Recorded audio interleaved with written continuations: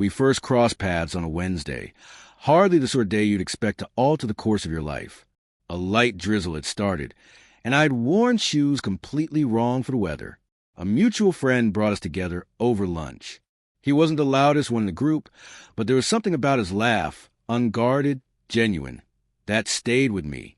His name was Daniel. He didn't flirt, not in the usual sense. He simply paid attention. He asked about my work, not like he was ticking boxes, but like he truly wanted to understand. He remembered the name of my dog. 2 days later, he sent a picture of a coffee mug with a golden retriever on it and said, "Thought of you. It was silly. It was thoughtful, and it made me smile." But I didn't respond. Not because I wasn't interested, but because I was...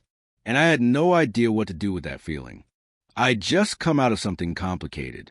Not explosive, just exhausting. The kind of relationship that burns bright at first, then leaves you sitting in the ashes wondering what happened. So when Daniel came into my life, steady, sincere, drama-free, I froze. My heart didn't know how to accept gentleness. Still, he stayed present. Not overbearing, not insistent. Just there. Every so often he'd check in. "How was your day?" Or, "This song made me think of you." Nothing grand or showy. Just real.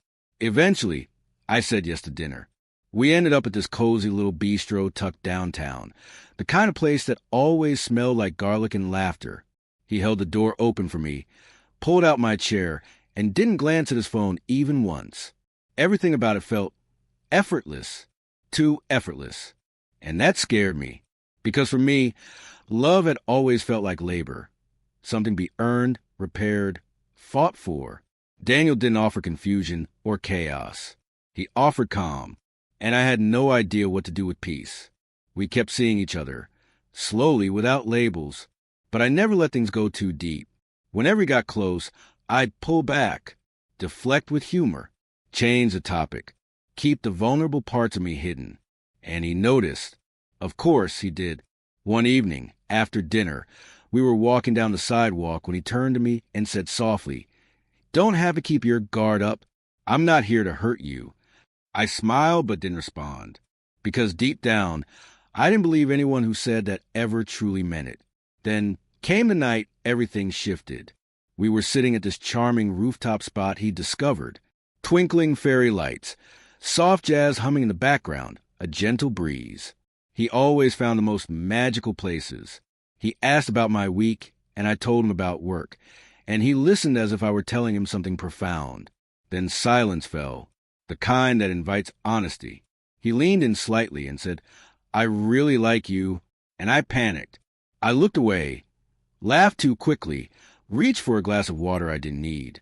Then I said it, "You're sweet, Daniel, but I'm not ready." I didn't say it to hurt him. I smiled, hoping it would cushion the blow, but I saw the change in his eyes. The way his posture pulled back just slightly, like he was bracing for something he knew was coming. He nodded, a small, polite smile, the kind you give when you're pretending it doesn't sting. He quietly signaled for the check. No argument, no dramatic exit, just quiet resignation. He covered the bill. No guilt trips, no harsh words, just grace. Then he stood, met my eyes one last time and said, "Take care of yourself, okay?" And he walked away. Just like that. I sat there trying to pretend I hadn't just shattered something, telling myself I'd done the right thing, that I wasn't ready, that he deserved someone who could meet him where he stood. But the truth? I wasn't uncertain about Daniel. I was uncertain about myself, because he saw me, even the parts one hadn't shown him yet. He showed up for a version of me I hadn't become. And instead of letting him in, I closed the door, gently but firmly, telling myself I was protecting him, when really I was shielding myself from being fully seen, from being loved in a way I didn't feel I deserved. That night, I checked my phone. No new messages. I open our old chats and reread the little things he used to send, the memes, the good morning texts, the quiet encouragements. All so soft, so simple. The next morning, his name had vanished from my notifications. He hadn't blocked me. He just stopped trying. I wanted to reach out, say something, anything. But what would I say? I didn't mean it. The truth was, I had meant it. In that moment, I genuinely believed I wasn't ready. And maybe I still wasn't. But readiness doesn't always arrive with time. Sometimes it comes down to choosing. And I didn't choose him. Time went on. Days turned into weeks. I dated others. Some made me laugh. Others left me confused. But no one made me feel the way Daniel did. Safe. And safety, that's not boring. That's rare. One evening, I was picking up groceries when I spotted him across the street. He was holding hands with someone new. She looked at him the way I never allowed myself to, like he was hers. And maybe he was. He looked happy, and it hit me. He wasn't waiting anymore.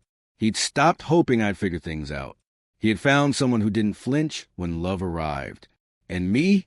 I stood frozen, watching the version of him I let go, walk away once more. I never reached out.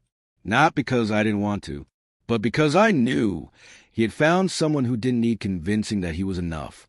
Sometimes we don't lose people because they stop loving us.